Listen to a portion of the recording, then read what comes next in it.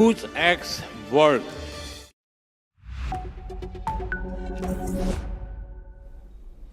Hello and welcome. I'm Ahmed Fatau and you are watching NewsX World.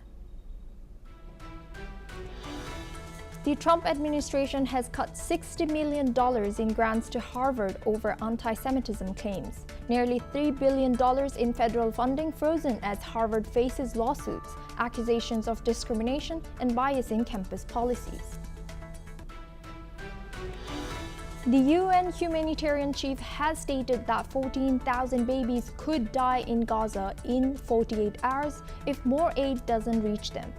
Meanwhile, 5 aid trucks have entered Gaza after an 11-week blockade as British, French, and Canadian leaders condemned Israel's offensive and blockades.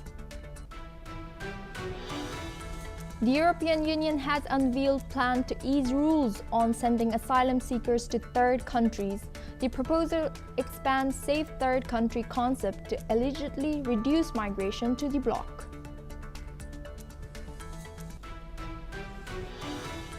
China condemns Taiwan President Lai Ching-te on first anniversary in office. According to Chinese media, Beijing calls his pro-independence stance separatist and doomed to fail.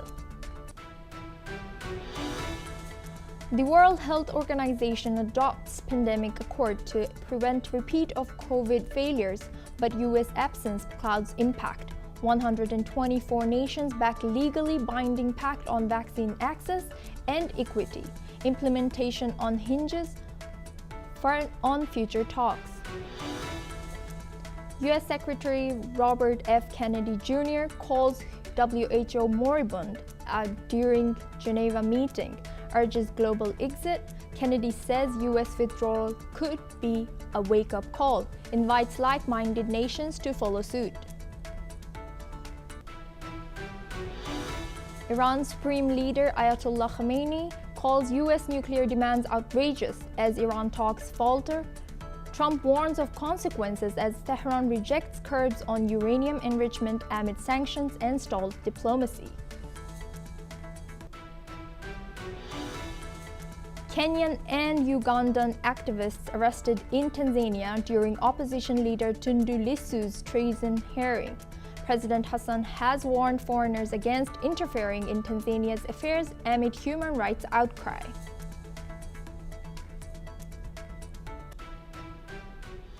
In a significant development, US President Donald Trump held a crucial phone call with Russian President Vladimir Putin, signaling a potential shift in peace talks between Russia and Ukraine. Following the call, Putin stated that both sides are prepared to negotiate a ceasefire and work on a future peace agreement. However, the Russian president emphasized that progress will take time. Ukrainian President Volodymyr Zelensky expressed concern, warning that Russia is merely stalling to prolong the war. He stressed the need for realistic peace proposals and a genuine commitment to ceasefire talks. The European Union has agreed to impose tighter sanctions on Russia, aiming to force Moscow into peace negotiations. Similarly, the UK is set to introduce new measures to increase pressure on Russia. In response to these sanctions, Russia says Kyiv must decide on next steps towards peace. Moscow claims Europe failed to block talks, stresses it won't respond to ultimatums as EU tightens sanctions. Meanwhile, Russia's foreign ministry spokeswoman Maria Zakharova says Moscow is ready for talks, but Kyiv must decide. She accuses Ukraine of irrationality, adding she hopes its leadership acts to preserve what's left of their statehood amid mounting war pressure. As peace talks continue, the road to resolution remains uncertain, with both sides holding firm on key issues.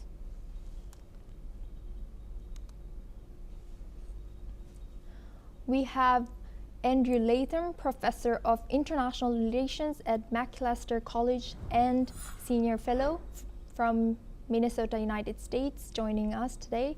Thank you for joining us. Is Trump positioning himself as a parallel peacemaker ahead of the elections, and how might this undermine official U.S. policy? Trump would like to position himself as a recipient of the Nobel Prize, but that's not going to happen because At this moment, the two sides, Ukraine and Russia, have irreconcilable differences, and President Putin has no interest in striking a deal because he's winning on the battlefield incrementally. He's getting what he wants. And so what the incentive structure doesn't exist for him to come to the negotiating table. And so what I see happening is President Trump washing his hands of this ultimately because he realizes he's not going to accomplish what he thought he would within 24 hours, famously, and he's going to have to look for his Nobel Prize elsewhere. And is Zelensky's pushback a signal that Ukraine no longer trusts third-party mediation, including that from Washington? Yeah, I mean, President Zelensky desperately wants a ceasefire and some kind of permanent peace negotiation, although because Ukraine's losing the war. So of course he's incentivized to have some kind of ceasefire, maritime, air, drone, battlefield, whatever. And I think ever since the debacle in the Oval Office a few months back, how could he possibly trust President Trump? Even though Trump, I think, has adjusted his posture he's a little more critical now of Putin and the Russians. But still, if I were the president of Ukraine, I wouldn't trust Trump. And if ceasefire talks advance without clear security guarantees for Ukraine, could that set a dangerous precedent for future conflicts? No, because part of the reason for this war is the expansion of NATO ever closer to Russia's borders. It's not the only reason, but it's a part of the equation. And the thought of stationing British and French troops in Ukraine as a kind of backstop for some kind of negotiated ceasefire/peace agreement, the Russians will never, ever, ever accept that. In fact, it would just be a further provocation. That's not going to work, and I'm not really sure why Paris and London are even talking in these terms, because surely they must know it's utterly counterproductive. Thank you, Professor Andrew Ledham, for joining us. As we move on to our next story,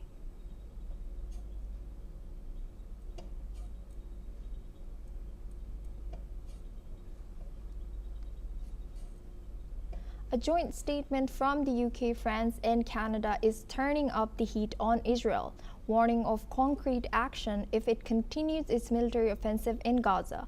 The leaders accused Israel of blocking essential aid and risking violations of international humanitarian law, calling the human suffering in Gaza intolerable.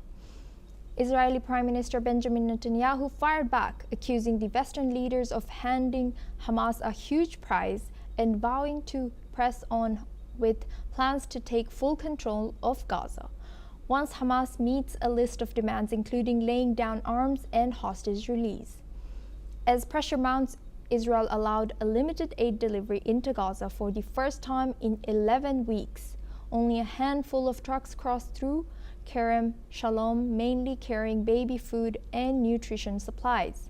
Let's listen in to what the United Nations stated on aid. So yesterday there were 9 trucks that were cleared for entry. Out of those 9, 5 of them actually crossed into Gaza, if you like. For logistical reasons, 4 of them were not able to enter. As you know, the crossing has different stages, and there is a repacking, if you like, from one set of trucks to another set of trucks before.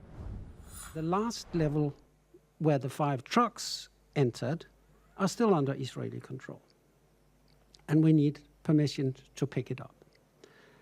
That did not happen yesterday. However, this morning, we do have the permission to collect those 5 trucks. Furthermore, UN humanitarian chief Tom Fletcher called the delivery a drop in the ocean, warning that 14,000 babies could die in the next 48 hours without aid. The UN says about 108 trucks have been cleared to enter Gaza today, after just a trickle got through yesterday for the first time in 11 weeks. And as diplomatic tensions rise, Israeli strikes continue. At least 73 people were killed since midnight, including 22 in a displacement shelter in Gaza City, among them children. We have guest Ahmed Fatau, spokesperson for the Fatah movement, joining us live from Ramallah. Ahmed, is the growing international condemnation enough to sway Israel's course in Gaza, or will Netanyahu stand firm on his military objectives? First, we welcome the statement that came out from France and the UK and Canada, as well as the statement by foreign ministers of Japan, France, Spain, Sweden, and other European countries. That's a step forward. That is an important step forward.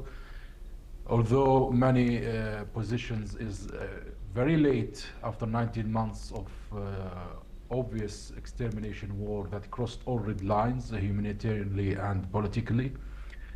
That is, of course, need a translation on the ground. These statements are not enough. We need implementation. Israel is obviously, according to every human expert in this planet, are committing a war crime that is the war crime of the century, as described by many experts.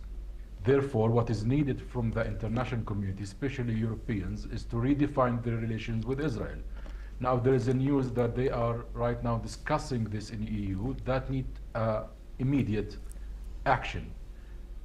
Cutting the arm embargo is important, it is vital, because these arms are used to kill women and children. It is obvious right now that Netanyahu is after an endless war that wants to push the Palestinian out of their lands and to expand its colonial occupation. Now the world needs to stand clear here to stop this catastrophe, man-made catastrophe, as well as to provide a comprehensive political solution that ends this misery. Statements or uproars in the media are not enough. We need a political program that stop the war, achieve ceasefire, immediate resumption of humanitarian aid in Gaza, stop all aggression by the Israeli army and its colonial settlers in the West Bank, by the way, which West Bank right now is suffering immensely as well from terrorism by government-sponsored Israeli terrorists, and as well as to go to the two-state solution, which is the only viable solution to end this entire carnage. This madness that Netanyahu is leading is going to lead the entire region into collapse and will retaliate to the entire world. The world needs to pay attention for 19 months of misery and tragedy that beyond imagination that shocked the entire world at large. And where do you see the diplomacy heading, provided there has only been statements by the world leaders and no actions as of yet? As I said, I really hope they translate these actions based on our shared universal morals, principles, and international law. The Western world is largely involved in this war, whether they say it or not, but these arms did not pop up from thin air. Israel received these arms from the United States and from the Western world. Now that needs to stop. France and Saudi Arabia is going to initiate an international conference for peace and two-state solution. That requires global support and global momentum to stop this occupation. 77 years of Israeli occupation of Palestine need to stop. All that what we are seeing is the result of the stalling and allowing this catastrophic occupation and apartheid to continue for the past 77 years. The Israeli settlers movement in the West Bank and their colonial settlers expansion is a crime against the humanity, is a violation of international law. It's surprising that it's still happening for the past 40 or so years. Now, Yes. Israel is receiving a lot of funds from the United States, a lot of funds from the United Kingdom, a lot of funds from France and others. That need to stop, because Israel is in a violation for our principles and international humanitarian law, is violation for the consensus solution for the question of Palestine, which is the two-state solution. In 1993, the Palestinian Liberation Organization has signed the Oslo Accords, which states that we accept 22% of our historical lands, our indigenous lands, for the sake of peace. Israel made that historical sacrifice for peace that the Palestinians made by furthering their occupation, furthering their oppression and aggression for the past 30 years. Also, Rabin, the Prime Minister of Israel, was assassinated, the one who signed the peace with Yasser Arafat, and also Yasser Arafat was assassinated. So we all can see where are the problem for the matter of peace. The world needs to act, and to act decisively. In 2025, it's a shame that children are dying from hunger, a man-made famine. And with only a trickle of aid allowed in after 11 weeks, Israel says it's taking steps, but is this too little, too late to prevent a full-blown humanitarian disaster? It is very little. 5 trucks to come for a population of 2 million who have been starving for the past 2 months and more. That is nonsense. That's crazy. The situation in Gaza is extremely dangerous. After more than 60 days of lacking all sorts of food, medicine, fuel, people are devastated. As Tom Fletcher from the United Nations said, 14,000 children are threatened to die in 48 hours if we don't act immediately. I'm very surprised the United States is still not acting. It's very shocking to everyone that we are witnessing 14,000 children in need for food, and food is just a few kilometers away, and they are denied from accessing it because Netanyahu wants to kill the Palestinian people. This is madness. This is carnage. Now, we have to understand that starvation is a sudden catastrophe, which means that the lack of malnutrition, the lack of food causes malnutrition and many diseases and many sicknesses, that if it continues, it could hit largely, because people are for months are without food and without medicine. There are many diseases that has spread because of the continuous war for the past 19 months, and with many radiation elements in that war, in these bombs. Many chronic disease patients are not receiving their medication constantly. Also, we have about 90% destruction of Gaza. Where are we going with this? Immediately, Gaza needs hundreds of humanitarian aid, and blocking that aid has nothing to do with Hamas or with the war as Netanyahu claimed. This is directly to kill and ethnically cleanse the Palestinian people. I can't believe there is anybody today that believes Netanyahu nonsense. It's time that the world wake up. It's time for the world to speak. Enough injustice. And Ahmed, as a local resident of Ramallah, can you tell us, are there any updates on the ongoing ceasefire process?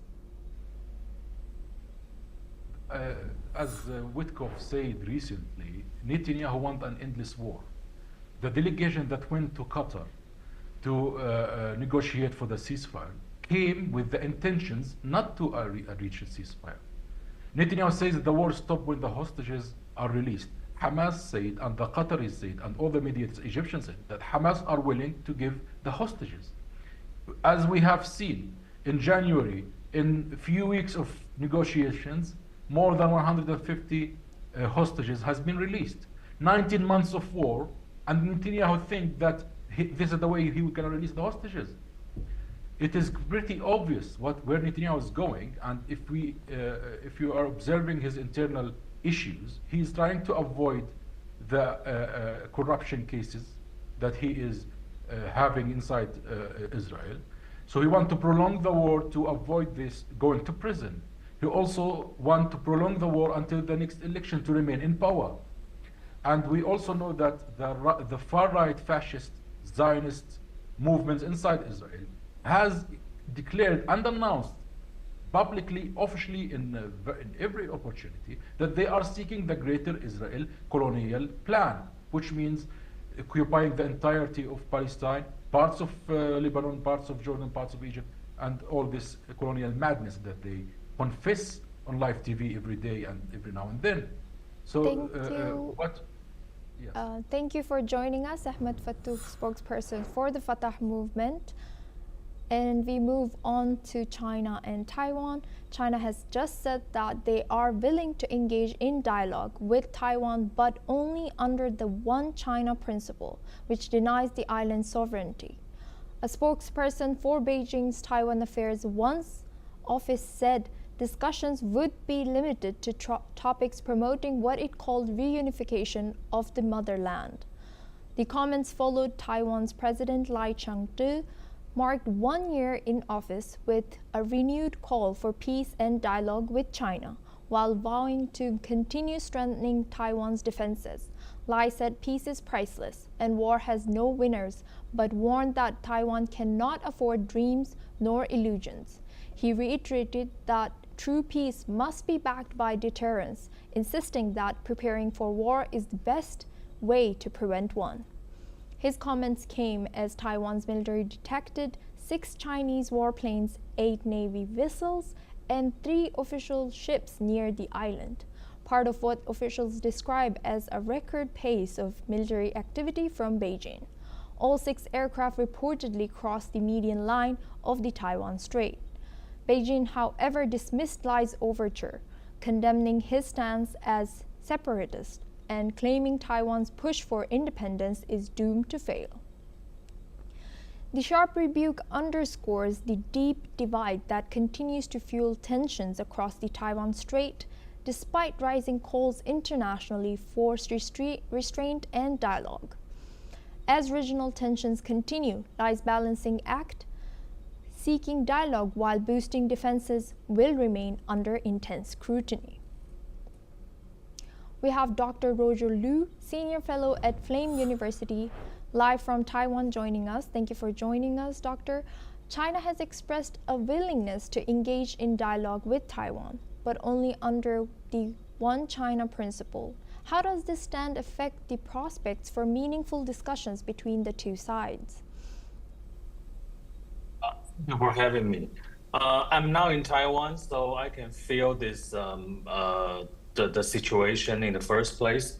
I would like to say that, well, this actually has been, although the two sides have expressed the intention to talk, however, Lai and CCP, or the Chinese Communist Party, has failed to establish a mutual trust between each other since the first place, since Lai has inaugurated last year.